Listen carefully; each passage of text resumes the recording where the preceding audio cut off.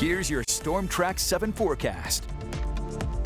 Good afternoon, Eastern Iowa. I'm Storm Track 7 meteorologist Danny Cassie. Of course, the big story nationally, weather-wise, I should say, is Tropical Storm Helene. Was Hurricane Helene arrived or made landfall, I should say, at 11:10 Florida time in the Florida Panhandle here, and has now moved up into the Carolinas, Georgia area there, and now in parts of Tennessee, Kentucky, and then kind of the surrounding areas. And it's moving pretty quickly, too, to the north at around 30 miles per hour.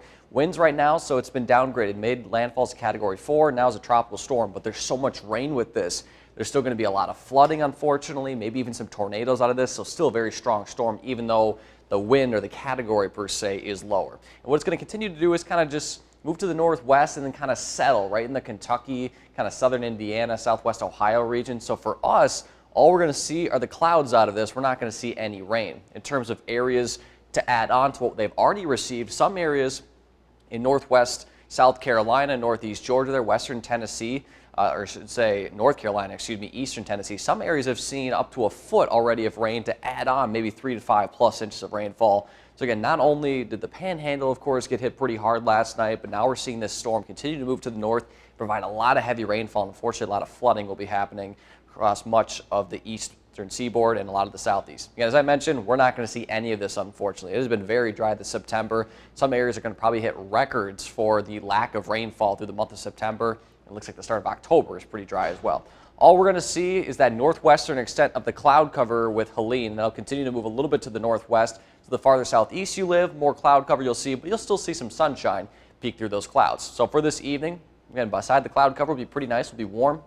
So through the overnight hours, we'll keep those partly cloudy skies. And as you're seeing, kind of the remnants of Helene just off to our southeast in Illinois, just not going to quite make it across that border from Illinois into Iowa, Then during the day tomorrow, we'll see some of that cloud cover peel back. Helene's going to kind of retreat and kind of shrink a little bit. We'll see plenty of sunshine for our Saturday and should be a great start to the weekend. So for the rest of this afternoon into the evening, high temperatures will hit the upper 70s on our southeast, with a little bit more cloud cover, and then lower 80s to the west there. More clouds again to the southeast, northeast wind at 10 to 15 with gusts up to 25. Of course, it's another edition of Friday Night Heroes, those Friday high school football games going on.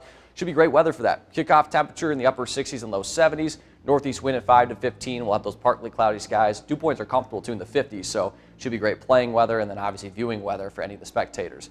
Overall tonight, low temperatures with that cloud cover will stay a little bit warmer, but not too bad.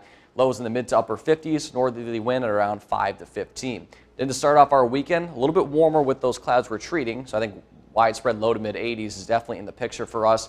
Winds do pick up out of the northeast. We'll see gusts up to 30 miles per hour, so definitely a little bit of a breeze as you head out the door tomorrow, and especially during the afternoon hours. In terms of our Division I colleges here for football, UNI and Iowa are both on a bye week, and then Iowa State in the center of the state, of course, the only 3-0 team, Division I. I know, I said it. 89 degrees there in Houston at 6 o'clock tomorrow, so yeah, a little bit of heat there, and Houston and Texas in general is going to avoid all of Helene, so should be a nice day for football there. But again, locally speaking, should be great weather in eastern Iowa.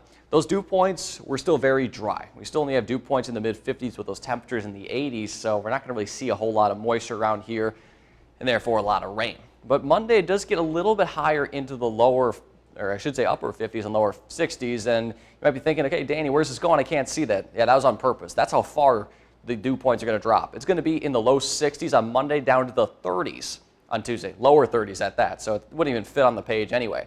That's how big this cold front's going to be, but unfortunately, no rain's going to come with it. Your city-by-city forecast for Waterloo, Dubuque, Cedar Rapids, and Iowa City. Saturday and Sunday, pretty similar day. Mostly sunny skies, warm temperatures in the low to mid-80s. Not going to change much. Should be a beautiful weekend to wrap up the month of September.